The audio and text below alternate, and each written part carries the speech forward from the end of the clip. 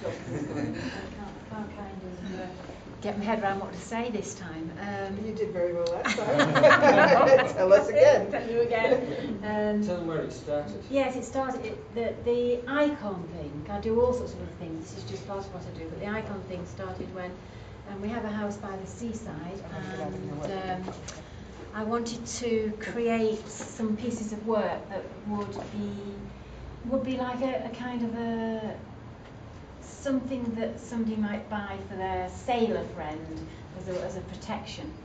So I started to think about icons, and I came across St Brendan, who is the patron saint of sailors and travellers, and started making St Brendan icons.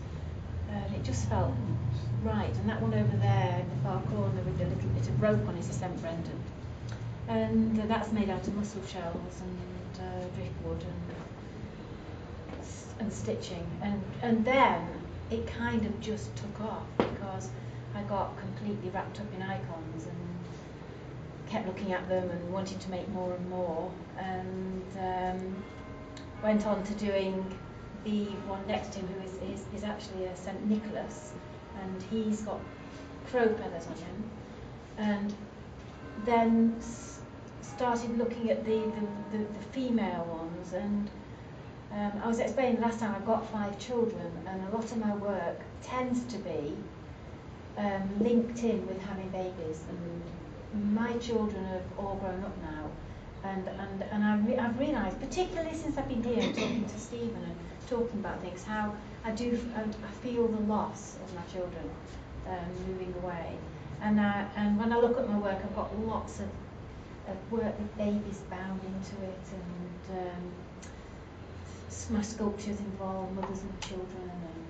and I've got these icons with the child here and the Madonna with her hands up, and I can see myself now more and more that a lot of my work is connected with that.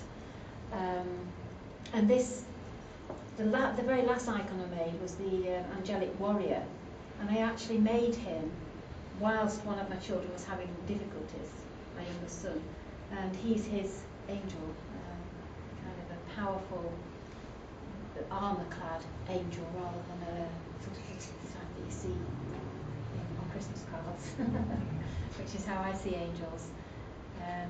So has anybody any questions about these? I like what you said about the beer can. Oh yes. Earlier. Yes, I thought that was really interesting. So yes, tell them I about do. that.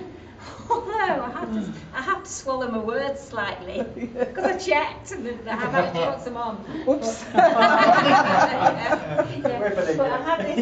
have this thing. I do feel very uncomfortable about using beer cans on my icons. I tend to use Coke and Sweat and tonic cans and ginger beer cans.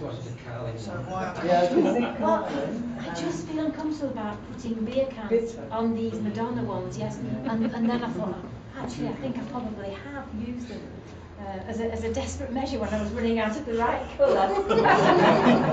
So, yeah, but they would have drunk not water very often, but wine. They would have drunk wine and things. Yes, I know. Yeah, wine is used in ceremonies. Yes, yes.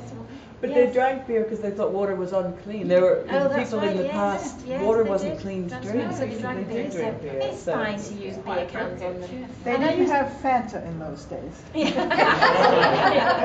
And why all the eggshells? And I use all of my materials that I use are used for purpose.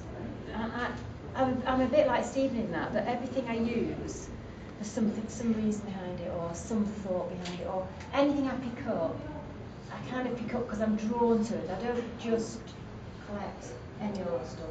I collect stuff, and it probably is any old stuff to other people. It is one of my foils saying, why on earth did you pick that up, you know? And I said, well, I'll use that later.